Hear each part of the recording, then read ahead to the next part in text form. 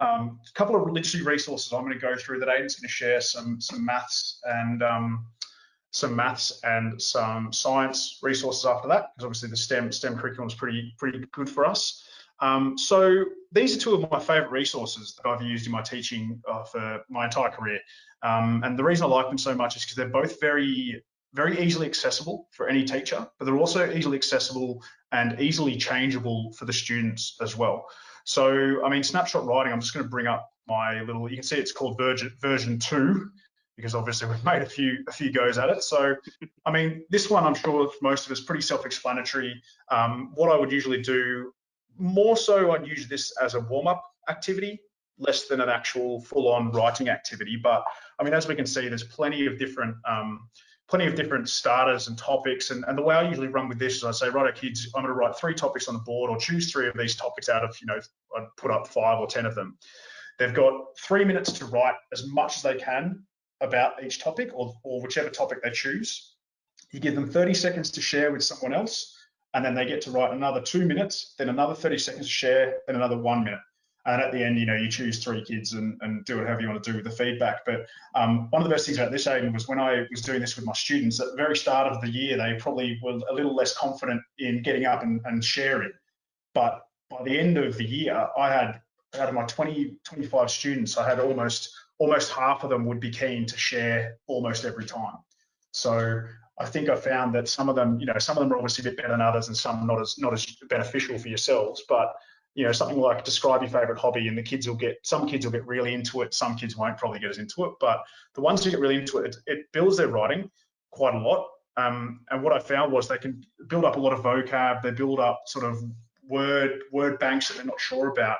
And depending on the topic, they can get really engaged in it. And I think, like, I've done sci-fi stuff in the past with my students. So you use something and make it like climbing trees. So what if you had a climbing tree in space, and then just play with it and see what the kids come up with? And I mean, I'll be very honest, some of the stuff they come up with is absolute lunacy, but it's a lot of fun to see what especially grade 3 students. Grade 3 students have probably some of the most amazing imaginations I've ever been a part of. So probably not quite as beneficial in a maths classroom, this activity, Aidan, but what do you reckon?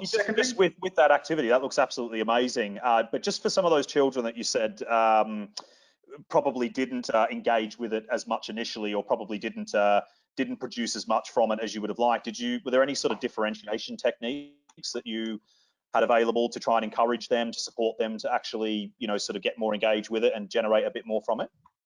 Yeah, generally. So, I mean, that's why there's a few sort of responses to that. One would be offering the 3 different types of option, because then obviously they can try to jump in at their point and see where they go. The other one was saying, look, write as much as you can, or write some words that relate to the topic if you've only got words. And then the fallback option, which I tried not to use too much unless they'd written something, at least something a little bit, was to just say, like, draw what the concept would look like, draw what this answer would look like. So they're still able to engage. And I mean, 95% of students will at least have a crack if you tell them they can do a bit of drawing. Most kids will get involved in that. But, I'm sure in terms of secondary school, what do you think of this sort of thing, Ados, as a secondary school? Probably not quite as relevant, but no, I think I'm not a literacy specialist, but I think certainly that sort of the foundations of that is outstanding in terms of creative writing, encouraging that sort of thing. You're sort of giving them the prompting, but also giving them the ability to then expand upon it. So I think that sort of activity would be actually really, really, really good. Maybe it needs to be adapted slightly for the higher year groups, but I think the foundations of that idea is really, really good to utilize. So I think that's a great resource, really good resource. And the thing I've used it this week with the school that I've mentioned before, and I've got them creating a meme based on whichever one. So that's making it 21st century for the kids these days, adding the meme aspect. So that's me being old again as well. You can see, my apologies, got the wrong slide. There we go. So that's the snapshot writing. Next one, literacy lesson plan. This is called Ready to Learn, and again, I've used this across sort of grade 6 down to grade 3. This is a bit more of probably a higher level task that can be modified down as opposed to up. So there's a website all about it. I'm not going to go into the websites at the moment, but you guys can have a look at that yourselves later on if you choose to. But this what's going on here? Hang on, sorry everyone.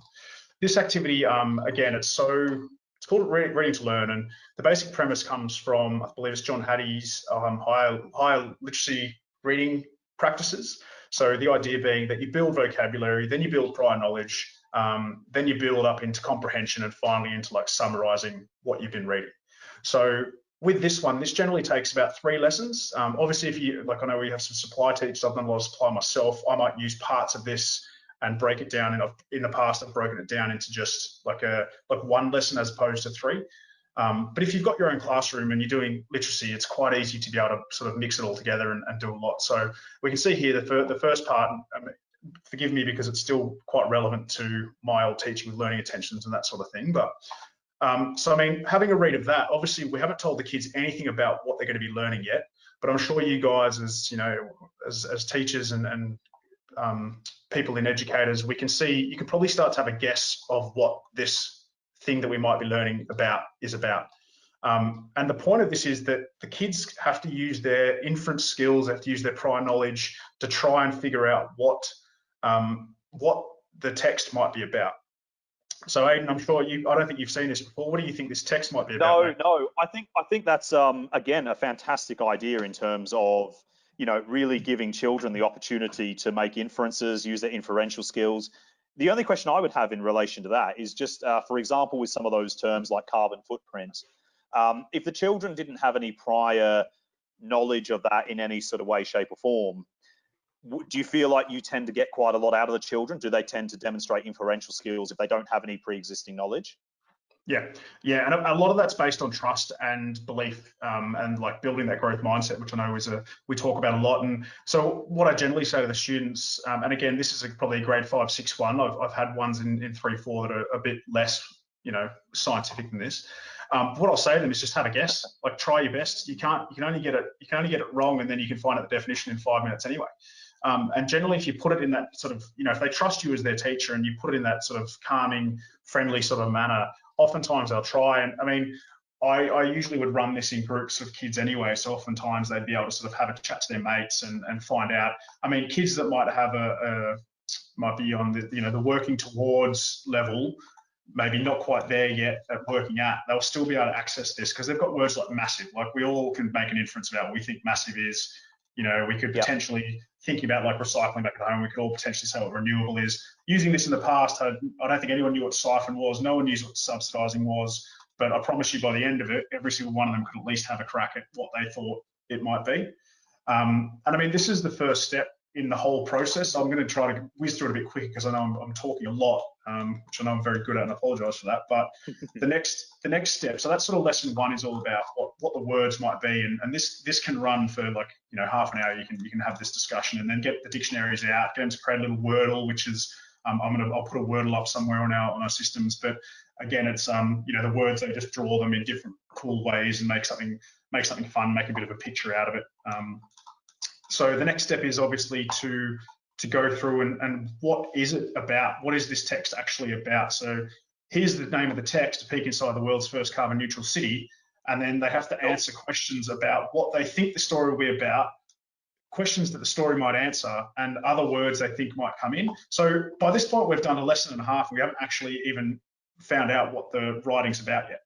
So this whole first 1.5 sections is all about inference. It's all about prior knowledge and prediction and trying to figure out what is going to be next. And I think that for me, in my career, has always talked to that higher order thinking skill, which I love. You know, it's so important for these students to build those higher order thinking skills. And again, like I've said, working in year 3, 4, some of the students in year 3, you know, they struggle a little bit, but if you give them enough scaffolding and help them, they can access this as much as any of the high level students. Because at the end of the day, A Peek Inside the World's First Carbon Neutral City, a student in year 3 might not know what carbon neutral means. They know what a city is. They know what the first one means. So they can make predictions about that and say, well, I think this might be the first city that has, you know, is friendly to everyone or something like that, you know.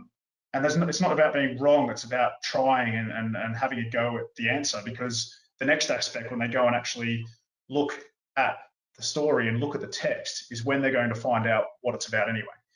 And then, you know, we go through, and I'll just kind of go through it now. They do a bit of a summary. So they're summarizing the text, working in groups, talking to their partners, a lot of that collaborative work as well, Aidan. I know that's sort of one of the probably best parts of teaching in my experience is getting Oh into yeah. collaborating. Oh, So absolutely, absolutely. yeah, What I um, can say with certainty is my wife is a year 3 teacher. She teaches literacy, and I'm going to ensure that I get this resource from you, Lockie. This is phenomenal. yeah, mate, I've got about 15 of them I've made in my career. So you guys are all, I've got one attached as a handout, but anyone who wants one, we're putting together a bank of resources at the moment. So let us know and we can send these out to people as well. And Aidan, I'll send Yeah, you these later. But these are and then the incredible. final part of this lesson, we've got this is the comprehension. So this has come straight from the Dogo News website that's here that I've used in the past. The questions are straight from there, but then we've added critical thinking. We've added a bit of a statement. I mean, we can see there at the bottom, this is when I was using Edmodo in my classes. So I've obviously not quite modified it for that, but this is where we come to that comprehension, that analysing the text, and then summarising our text as well. So, we've done 3 lessons all about this same text that have built from prediction and prior knowledge of our words. They've built into inferencing with what we're trying to work on and what we're trying to figure out. We've read the text as a class. We've then done a summary of what the text is about, analysed the text, and then finally we've done our comprehension, our summarising, and sort of bringing it all together as a whole. I mean, this was my literacy for probably 2 years. We did these every single week. We had a new one every single week. So probably the best literacy resource I've ever used, that one.